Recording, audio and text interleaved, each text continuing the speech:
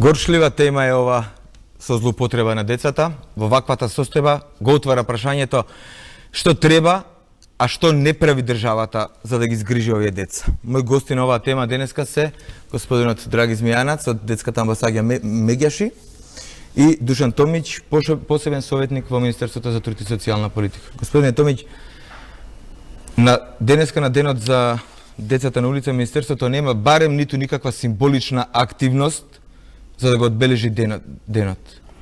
Зошто овие деца се на улица, зошто не се згрижени?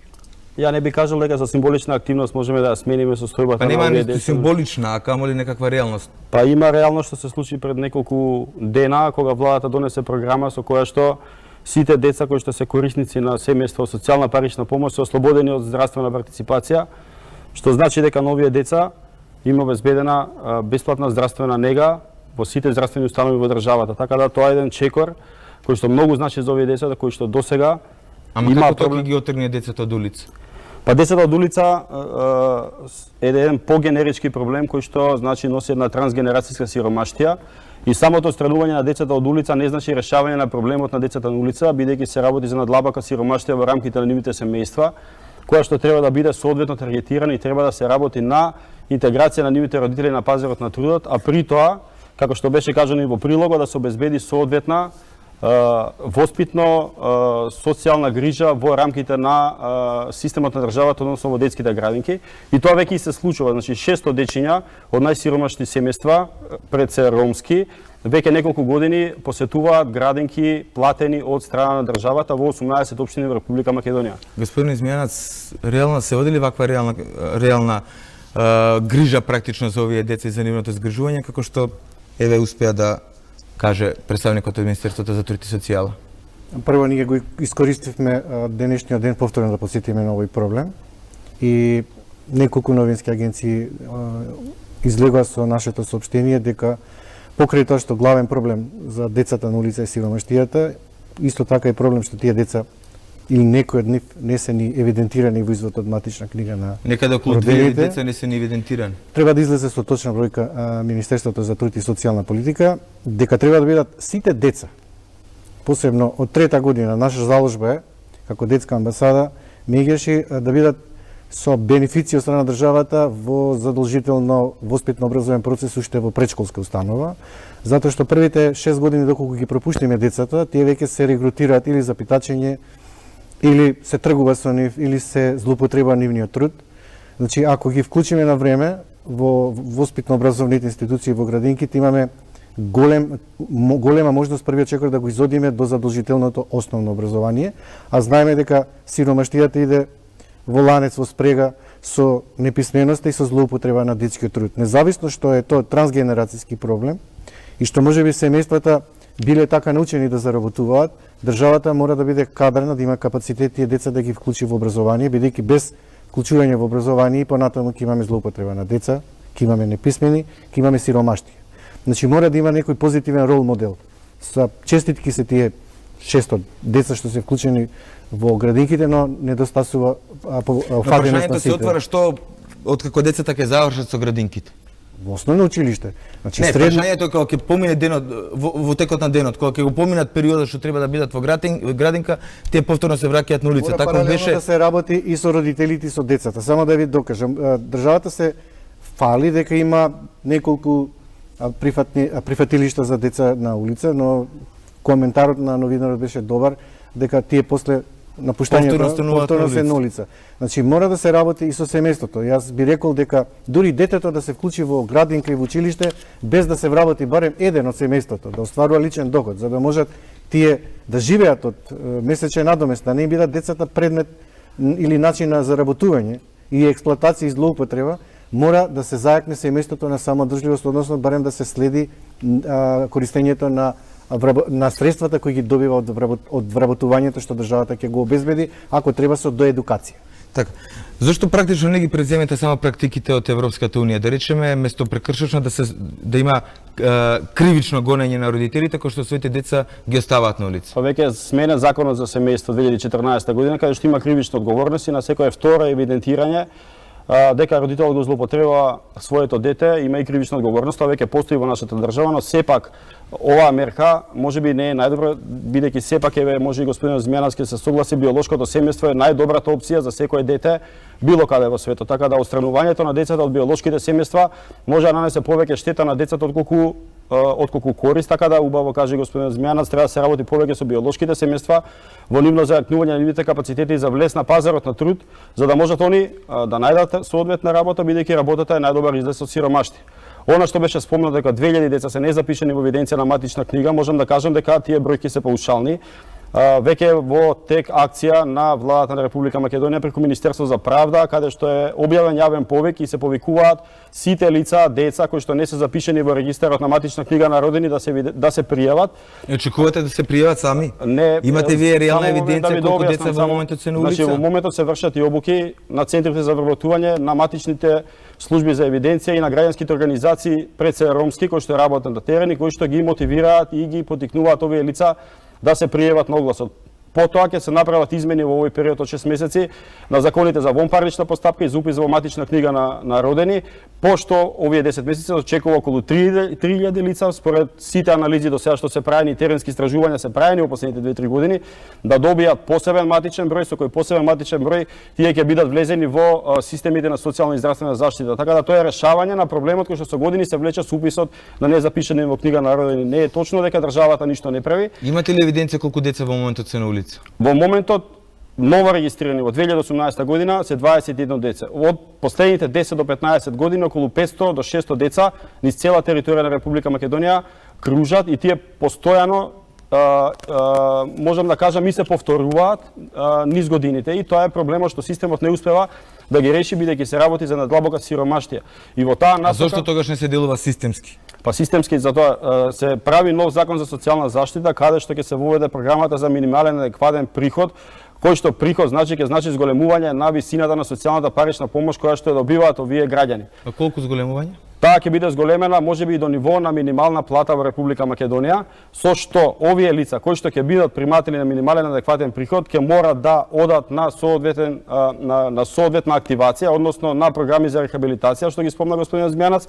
Значи тој период на работно способување и рехабилитација ќе трае од 1 до 3 години во зависност од способностите на самите лица и од нивниот степен образование, за да после тие 3 години тие бидат соодветно пласирани на пазарот на трудот. Значи овие лица се лица без основно и со основно образование, многу е тешко да ги интегрирате во услови на слаба побарувачка на пазарот на трудот и тоа нема да биде лесен процес, но сепак сакаме да го дигнеме прагот на примања што ги дава државата над линијата на сиромаштија која е околу 6000 и нешто во моментот во државата, согласно Завод за статистика. Така да мерките се планираат, се прават, но Но сето ова е практично на хартија.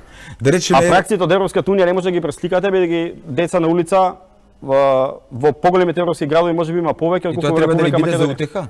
Не е утеха, него праксите секаде се различни, зависат од менталитетот на населението во кое што живеете и однос на традициите во кои што луѓето живеат на едно поднебје. Така да не може да пресликате вие модел од Бразил, каде што има огромни комуни на лица бездомници, да биде имплементиран во Република Македонија. Не мора да ги најдеме нашите локални пракси и да видиме како најдобро да допреме до овие деца и лица, за да може да ги извадиме од сиромаштија. Без вадење од сиромаштија, овие деца повторно ќе излагаат на улица. Колку ќе трае тој процес? Процесите ние и можам да кажам и сите претходни влади се залага за намалување на сиромаштија, некои почнуваат со репресивен модел, некои со поинакви модели. Можам да кажам дека колку години или децении може само да ви го објаснам каков е проблемот. Значи ако едно дете дневно заработува на улица 500 денара, значи вие поврзете го тоа така, значи имало акции на МВР каде што во минатото едно дете на улица заработува 500.000 денари на крајот на денот кога ги укрупнува во продавница. Вие треба тој соодветен приход што он го дава на семејството да го замените или со работен процес или со некоја социјална помош за да родителот него тера детето. Не, вие треба детето да го пратите на училиште. Да, ама родителот нема да го ставите или да го ставите, па тогаш постои веројатно опција за одземање на старателско право на родителот. Да, ама вие ќе одземете родителско право и што понатаму? Треба да ја гледаме и детето веројатно во социјално семејство, во згрижувачко семејство, во прифатни центри каде што после завршување на програмата предвидена за дента нема повторно да се врати на улица. Да, ама лесно е да се каже дека вие така лесно ќе одзимате дете од своето биолошко семејство и ќе оставите на друго место. Ама ако бидејќи некој не тоа е води травма. грижа за тоа дете, треба да го ставиме на милост и немилост? Не да го ставиме на милост и немилост, но треба да работиме повеќе на зајакнување на биолошките семејства. За мене опциите одзимање на дете од биолошко семејство не се најдобрата опција. Сепак би се Дури и случувало. по цена која е тоа предмет на трговија со луѓе. Не, ако е предмет на трговија, злоупотреба. си има казни затвор по закон за трговија на луѓе кои што се високи и се над 10 години. Така тоа е друга постапка, докато се работи за трговија со Пошто тие деца начесто се злоупотребувани и од своите родители. Па дури да се на згрижени, трговија. па не можете да тврдите, има родители кои што сами ги продаваат своите деца. На кого ги продаваат? Па ги продаваат како Па ако има и такви Макроа. информации, тоа треба соодветно да се пријави и си има постапка по закон за трговија со луѓе каде што се вклучуваат сите институции, таа е сосема друга постапка. Имате ли вие? постапка Следниот случај, ова сега што го кажа господинот Томшиќ од Министерството за труд и социјална политика. Значи, бара капацитет од страна на државата да се надгледува остварување квалитетно родителско право. Случај 25 мај говори дека се одземало родителското право, се дало детето под надлежност на 25 мај. И детето доживело уште поголеми трауми. Доживело трауми и трговија, и силување, и што уште не. Значи, ако го земете детето, тогаш треба да дадете квалитетни. Јас мислам дека дадовте поента добра, згрижувачки семејства кои се високо мотивирани со сите придонеси кои ќе му течат и ќе биде исто под надзор од страна на министерството дали остваруваат старателско квалитетно право на згрижување, чување, воспитување, правилен раст и развој на детето. Значи, ризикот е и еден и друг ако го ставите во институција како што е 11 октомври или 25 мај или Ранка Милановиќ, а згрижувачките семејства се исто така тешка инвестиција од аспект на следење и мотивирање на луѓето кои тоа ќе го прават не само од финансиски, туку од филантропски позиции и убедувања. Она што најави, јас колку што ја следев министерката, дека ќе има мали групни домови. Сега, дали оваа категорија на деца ќе влезат таму или не, тоа треба да одговори министерството. Но повторно ќе кажем, бенефитот за решавање на сиромаштијата, неписменоста и злоупотребата на детскиот труд е паралелна работа и со семејството, и нивно обработување барем еден на семејството или дури обезбедување кров над главата, за да центарот врши наблюдување, следење како тоа семејство правилно ги користи финансиските ресурси и детето се вклучи на време во градинка и во образование. И задолжително, основно и средно. На тој начин ни ќе нема малолетнички бракови, ќе има образован рол модел на роми кои се посветиле на образование и тие ќе бидат пример да се тој трансгенерацијски начин на злоупотреба на децата, не само од страна на родителите, туку има организирани мрежи кои што за одреден бенефит ги изнајмуваат децата за да остваруваат профит и граѓаните кои јас би им упатил апел да не им даваат пари на децата, само прехранени производи, затоа што Задоволни ли сте вие од условите во прифатните центри за децата? Ако збориме за овие државните, ниту еден, а ако збориме за дневните центри, самите дадовте одговор дека после 16 часот повторно се на улица. Значи, решение, го кажав, мора да детето се вклучи на време. Зошто? Градинката не е само згрижување, чување и дали детето јадело. Туку стегнува хигиенски навики, здравствени навики, се вклучува детето, се социализира. Дури мислам дека има можности градоначалниците и социјално одговорни компании да им обезбедат обувки, облека за да не се чувствуваат дискриминирани децата во местото кај што ќе посетуваат градинка и на тој начин ќе го решиме проблемот. А во однос на фантом деца, мислам дека има тука проблем и со родилки кои се пораѓаат дома. Они се обрзни да повикаат полицајци, тоа им е голем услов за да се докаже родителството околу таа евиденција за влез во извод од матична книга на родените. Може би треба се најде некој систем каде што тој полицајц не мора да дојде дома за да потврди дека родилката се родила, туку да се докаже. Ја мислам дека имаат и модел за ДНК докажување и мислам дека тоа министерството се правеше лани и на тој начин. Само би му реплицирал на господинот Томшиќ дека кога имаме официјални бројки, дали се 300 или 500 пантом, тие прво се тоа е најголема дискриминација. Тие немаат ни едно елементарно право, затоа што детето може да биде грабнато, киднапирано, уопште да не се знае каде е, што се случува со него. Второ, секогаш имаме сива бројка. Сивата бројка може да биде 1:3, 1:5 и 1:10.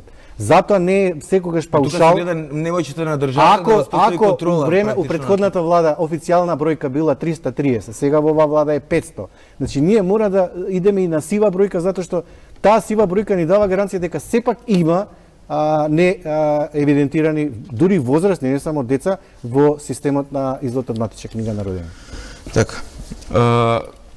Како и кога би се подобрили условите во дневните центри за децата и прифатните центри, за да не се повторат практично она што беше случајот, нели, со забременување на малолетни деца?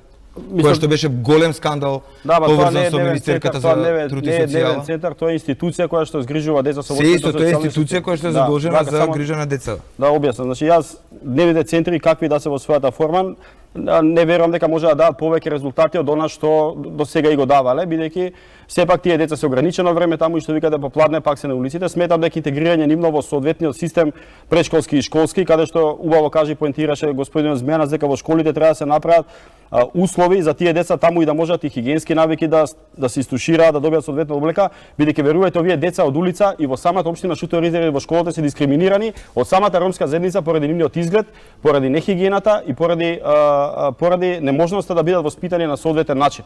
Така да сметам дека треба и во рамките на образовниот систем во основно образование да се направат така мини дневни центри каде што овие деца ќе може да ги добијат овие услуги во вид на храна, на хигиена, за да можат да го посетуваат школото и да имаат услови да бидат еднакви со сите други дечиња. Она што се однесува на другите институции кои што се големи во државата, зашто збориме за 25 мај каде што се случија настаните Ранка, 11, значи сите се предмет на трансформација и тие веќе нема да постојат како такви гломазни институции. Веќе за 25 мај имаме ангажирани експерти кои што работат внатре со вработените, бидејќи тие се лица кои што се согорени со текот на време. Имаме и кривични пријави, точно, но сакаме сите деца да живеат во помали стамбени единици, станови, куќи, веќе овие институции да не постојат во тој формат, туку да станат еден вид на сервиси за заедницата, каде што би биле советувалишта, каде што ќе можат да дојдат да се посоветуваат и да излезат од таму и да станат ресурс. Истото ќе се случи и со институциите кои што изгрижуваат лица со попреченост, бидејќи во каква што се сега состојба се испод сите цивилизацијски норми кои што постојат во светот. Значи тоа е една негрижа низ годините која што ги довела во таква состојба која што е подобро и више да не инвестирате, бидејќи тоа облик на заштита не дал резултат, бидејќи цел живот тие деца ќе бидат стигматизирани, ќе биде деца од овој така наречен сиви дом или ќе бидат од дом за деца без родители.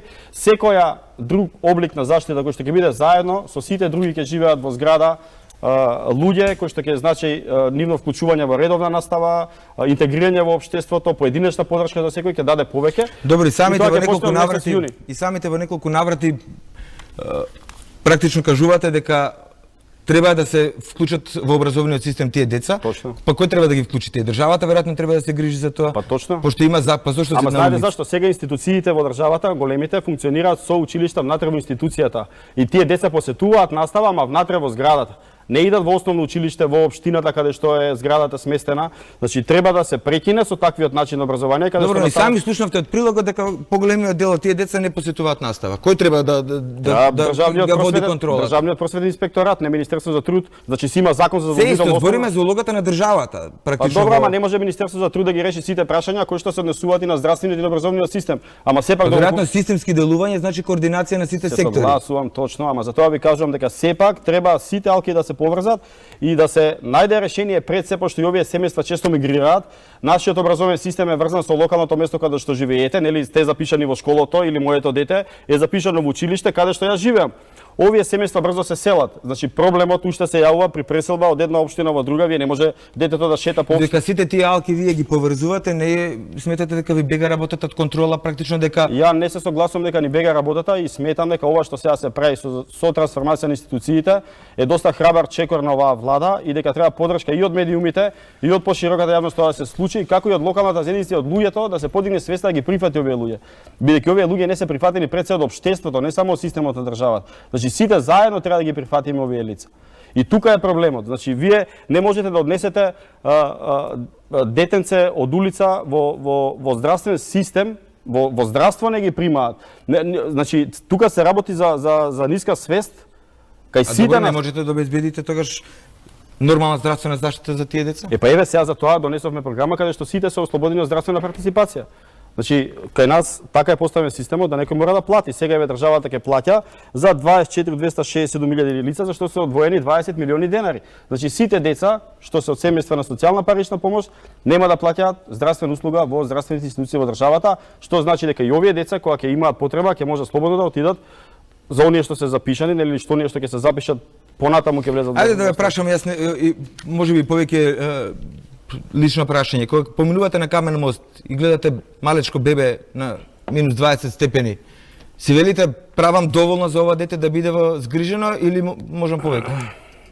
Знаете, луѓето што работат во системот секогаш се прашуваат дали можело подобро и повеќе, и јас се согласувам дека секогаш Каква ви е првата реакција кога ќе видите 3-месечно бебе на минус 20 на Камен мост? Детенце го пријавувам во службите кои што треба да се згрижат за тоа детенце. Значи, јас се согласувам со Змијанац, ние правевме кампања каде што викавме да не им се даваат средства финансиски на овие. Дали функционира уште 15505? Не, 1.5 има дежурни телефони, секој центар за социјална работа има мобилни дежурни телефонски линии кои што се објавени на веб страните на сите центри и 15505 уште функционира. Да, само да резимирам.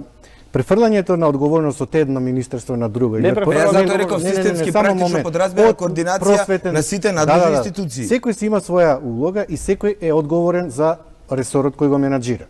Министерство за труд, градинки. Основно и средно образование, министер за образование. Просветен инспектор точно треба да знае дали има деца кои не одат на училиште. Трудов инспектор, дали Затоа што тоа е регулирано со закон. Дали има деца кои сезонски отсуствуваат и работат во мај, во септември. Градоначалникот, бидејќи општината е надлежна, треба точно да знае колку деца му се исклучени од образование. Значи тоа е тој цел систем кој мора да биде ставен во функција. И ако системот реши државата да се стави тоа под да се стегне, би рекол, на некој начин да се насочи во решавање или да се превенира ова проблематика која со години трае, може да се намали не само злоупотреба на децата, туку може да се бенефитот да го имаме долгорочно ако децата на време ги вклучиме во градинките. Тие 600 деца, символична бројка, за повторно ќе кажам, за поздрав е, но јас мислам дека офатарноста мора да биде во сите во целата република. Јас се согласувам. И бенефитот да биде строго за оваа маргинална ралива категорија на Јас се согласувам, но во Македонија во моментот има 30 опфат, значи со капитални инвестиции згради каде што може да бидат офатени толкова број на деца и затоа министерството сега почнува една голема градежна, да кажеме, активност која што ќе значи зголемување на број на детски градинки на територија на цела Македонија, бидејќи не е само проблемот децата на улица дали може да влезат во градинки, туку има многу места каде што фалат градинки, каде што сите деца не може да влезат во градинките. Така да сега и опожарената градинка во Шуто Ризери ќе се гради нов објект од почеток на мај, кој што ќе биде по сите современи стандарди. Се надеваме дека ќе го зголемиме капацитетот, бидејќи има и повеќе потреба, бидејќи таа е голема општина веќе, каде што овие деца ќе треба да идат во прешколско, таму немаше ни јасли, ќе има и јасли, така да сметам дека ова е правиот пристап и што го кажа господин Змијанац, дека децата после третата година треба да додат во задолжително. Добро, додека вие ги развивате тие проекти, ама вие не може да ги идеи, изградите за ден. Да, значи тоа е прашањето. Не се идеи, се градат. Додека ги развивате тие проекти, додека ги подготвувате документациите, додека да се изградат тие објекти, како да ги заштитиме децата кои што во моментот се на улица? Па ја би кажал да ги пријавите на службите, секој оној граѓанин што ќе види лице, си има телефон и треба да го пријави соодветната служба да соодветно постапи, да работи со тоа семејство и во рамките на капацитетите моментални на државата се пружи соодветна нега и грижа. Убаво каже и Змијанац, може моменталните капацитети доколку не се трансформираат во брзо време не даваат резултат за овие дечиња и тоа се случува 20 години уназад. И пак ќе се случува ако не се смени. Тогаш кој е ефектот од пријавување во надлежните што го рековте, ако нема капацитет сепак има државата евиденција. да го реши? Да, ама сепак ќе се работи со родителите, со семејствата, ќе се види дали може да се интервенира во некој семејство. Сега се најави од градот Скопје дека ќе се вработуваат собирачите на 5 амбалажа во јавното комунално претпријатие. Тоа е едно од решение кое што ќе даде сигурен приход на овие семејства кои што сега нели лутаат по контейнерите, а децата ги тераат на питачење. И сосема за крај, води државата реална грижа за овие деца или практично ја губи битката со згрижување на малолетниците од улица? Па ако главен проблем е сиромаштијата и невработеноста, мислам дека без решавање системски на овој проблем, со брзо обработување, како што нагласив на почетокот, барем еден од семејството, ќе изгуби битката. За жал. Па има надеж. Моделот не е само се вклучи детето во градинка. Еден. Добро, но освен декларативни треба да видиме. Од двајцата родители, заложби треба да видиме. Обезбедува. Значи тој месечен приход што го обезбедуваат преку злоупотреба на децата, тој мора да го обезбеди родителот.